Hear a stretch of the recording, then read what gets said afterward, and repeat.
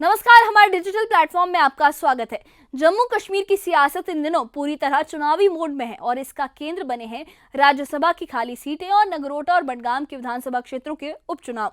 इस बार हर बड़ी पार्टी अपनी रणनीति को अंतिम रूप देने में जुटी है। बीजेपी अपने राष्ट्रीय नेतृत्व के साथ परामर्श कर चुनावी गणित सटीक कर रही है। नेशनल कॉन्फ्रेंस आंतरिक मतभेदों को सुलझाकर संगठन को एकजुट करने की कोशिश में है, जबकि कांग्रेस राज्यसभा की एक सीट की साझेदारी के जरिए अपने लिए राजनीतिक संतुलन बनाने की राह तलाश रही है। इस बीच उप मुख्यमंत्री सुरेंद्र चौधरी ने यह साफ किया है कि एनसी की तैयारी पूरी है और उम्मीदवारों के नाम जल्द तय किए जाएंगे।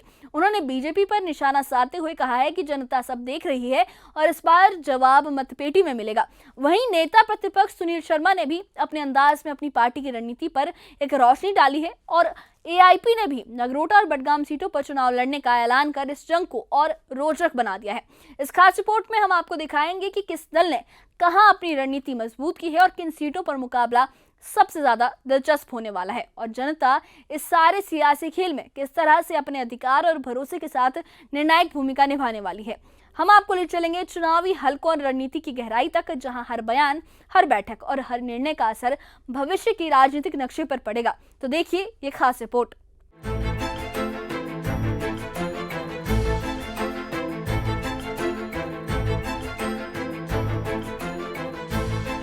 जम्मू कश्मीर की सियासत में राज्यसभा और 2 विधानसभा सीटों पर होने वाले उपचुनावों को लेकर सरगर्मी बढ़ गई है।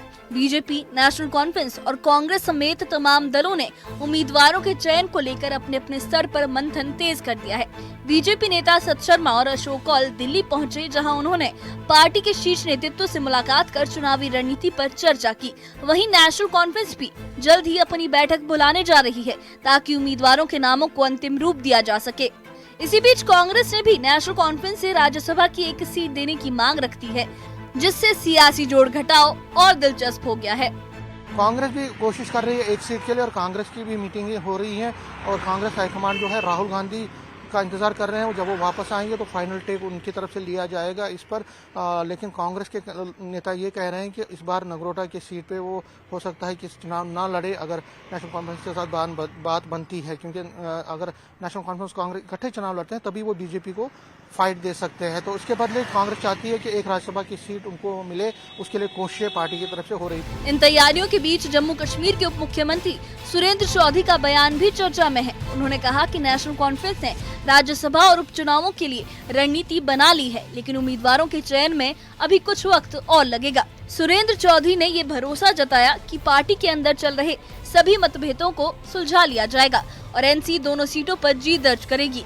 उन्होंने बीजेपी पर निशाना साधते हुए कहा कि बीजेपी ने जम्मू कश्मीर के संसाधनों की लूट की है और सुरक्षा वापस लेने से कोई फर्क नहीं पड़ेगा। सुरेंद्र चौधरी ने ये भी कहा कि उन्हें उम्मीद है कि सुप्रीम कोर्ट राज्य के स्टेटहुड की बहाली के पक्ष में फैसला देगा। उन्होंने कहा कि सरकार विधानसभा सत्र में हर मुद्दे पर विपक्ष को जवाब देने के लिए तैयार है। सुरेंद्र चौधरी का कहना था कि नेशनल कॉन्फ्रेंस पूरी तरह से तैयार है, उम्मीदवारों के नाम जल्द तय होंगे।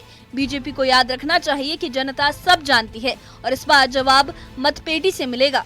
ये इलेक्शन है, ये राज्यसभा इलेक्शन है और दूसरा जो 2 कॉन्स्टिट्यूंसीज हैं उनके अंदर बाई इलेक्शंस हैं, एक बडगाम में और नगरोटा में। अब जहां तक ताल्लुक है कि राज्यसभा के लिए हमने क्या रणनीति तय करनी है, वो तो मैं आपको नहीं बोल सकता, क्योंकि उसमें है कि पार्टी का अपना एक सोच है, एक विजन है। लेकिन इतना जरूर है कि हम कभी भी उन लोगों के साथ कंप्रोमाइज नहीं करेंगे जिन लोगों ने हमारे जम्मू कश्मीर को तहस नहस किया और उन्होंने हमें वो दिया जो जिंदगी में कभी जम्मू कश्मीर के लोगों ने जो नहीं सोचा था, वो चीज हमें दे दी है।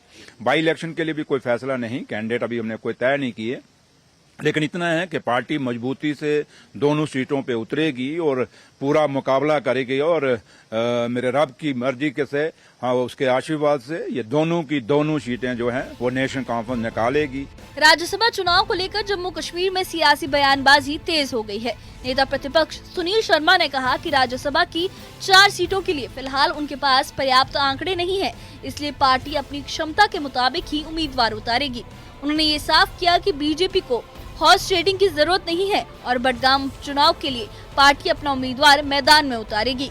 राज्यसभा में हमारा जो आंकड़ा है वो आंकड़ा इतना नहीं है कि हम 4 सीट्स जीत पाएंगे, वो तो अंडरस्टूड है और हमें कोई जरूरत भी नहीं है कि कोई हॉर्स ट्रेडिंग, कोई दाएं बाएं घूमने की।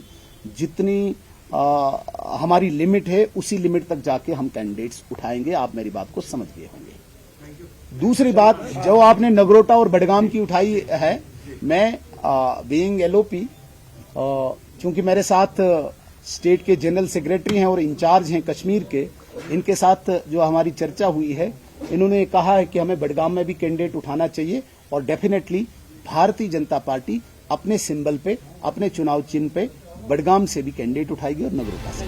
वहीं दूसरी ओर अवामी इत्तेहाद पार्टी यानी एआईपी ने भी राज्यसभा और उपचुनावों को लेकर अपनी तैयारियां तेज कर दी हैं। पार्टी ने श्रीनगर में एक हाई लेवल बैठक की, जिसकी अध्यक्षता राजनीतिक मामलों की समिति के चेयरमैन इश्तियाक कादरी ने की। बैठक में राज्यसभा चुनावों को लेकर विस्तृत चर्चा हुई, जिसमें ये तय किया गया कि पार्टी अपने उम्मीदवार उतारने की संभावनाओं पर विचार करेगी। इसके लिए संसदीय समिति को सारी औपचारिकताएं और चुनावी प्रक्रियाएं तय करने की जिम्मेदारी सौंपी गई है। एआईपी की इस बैठक में नगरोटा और बडगाम की विधानसभा सीटों के उपचुनावों पर भी गहन चर्चा हुई। पार्टी ने सर्वसम्मति से ये निर्णय लिया है कि वो दोनों सीटों पर चुनाव लड़ेगी। पार्टी के नेताओं ने कहा कि दोनों क्षेत्रों के उम्मीदवारों के नाम जल्द घोषित किए जाएंगे। एआईपी के इस फैसले के बाद अब चुनावी मुकाबला पहले से कहीं ज्यादा दिलचस्प हो गया है, क्योंकि हर पार्टी अब मैदान में अपनी अपनी सियासी ताकत आजमाने के लिए तैयार है। कुल मिलाकर जम्मू कश्मीर की सियासत इन दिनों पूरी तरह चुनावी मोड में है। बीजेपी राष्ट्रीय नेतृत्व के साथ परामर्श कर अपनी रणनीति पुख्ता कर रही है। नेशनल कॉन्फ्रेंस आंतरिक मतभेदों को सुलझाकर संगठन को एकजुट करने की कोशिश में है। कांग्रेस राज्यसभा सीट की साझेदारी के जरिए राजनीतिक संतुलन बनाने की राह तलाश रही है और एआईपी अपने प्रभाव वाले इलाकों में खुद को मजबूत विकल्प के रूप में पेश करने की तैयारी में है। सईद अल्ताफ बुखारी भी कोशिश कर रहे हैं कि वो राज्यसभा की एक सीट पे लड़े। वो क्या बीजेपी उसको सपोर्ट करेगी, क्या नेशनल कॉन्फ्रेंस के साथ उसका कोई अलायंस होगा, क्योंकि नेशनल कॉन्फ्रेंस के साथ भी नेशनल कॉन्फ्रेंस के प्रति उनका रुख थोड़ा नरम हुआ है, लेकिन बीजेपी के प्रति उनका जो रुख है कभी भी गर्म नहीं था। तो इस पर भी नरम ही है और इसलिए हो सकता है कि बीजेपी जो एक अलाई को छोड़ना चाहती है सीट, वो अल्ताफ बुखारी उस पर चुनाव लड़े। ये देखने वाली दिलचस्प बात होगी। क्या होगा कुछ दिनों में पता चलेगा। लेकिन मीटिंगों का दौर चल रहा है, बातचीत का दौर चल रहा है। बैक चैनल से भी सभी जो पॉलिटिकल पार्टीज हैं अपने नेताओं के साथ और दूसरे पार्टियों के नेताओं से भी बात कर रहे हैं। खासकर नेशनल कॉन्फ्रेंस और कांग्रेस के बीच भी जो है बातचीत चल रही है। पीडीपी के साथ भी संपर्क साधा जा रहा है कांग्रेस की तरफ से। राज्यसभा और उपचुनावों की ये जंग सिर्फ सीटों की नहीं बल्कि सियासी प्रतिष्ठा की भी है। हर दल चाहता है कि चुनावी मैदान में उसकी रणनीति सबसे मजबूत साबित हो, लेकिन आखिर में फैसला जनता ही करेगी। कौन जीतेगा भरोसा और किसकी तैयारी अधूरी रह जाएगी। जैसे जैसे चुनावी तारीखें करीब आ रही हैं, जम्मू कश्मीर की सियासत और भी रोचक होती जा रही है। Bureau report, news 18। Jammu Kashmir में राज्यसभा और उपचुनावों की सरगर्मी अब अपने चरम पर है। बीजेपी अपनी रणनीति पुख्ता कर रही है। नेशनल कॉन्फ्रेंस आंतरिक मतभेदों को सुलझा रही है।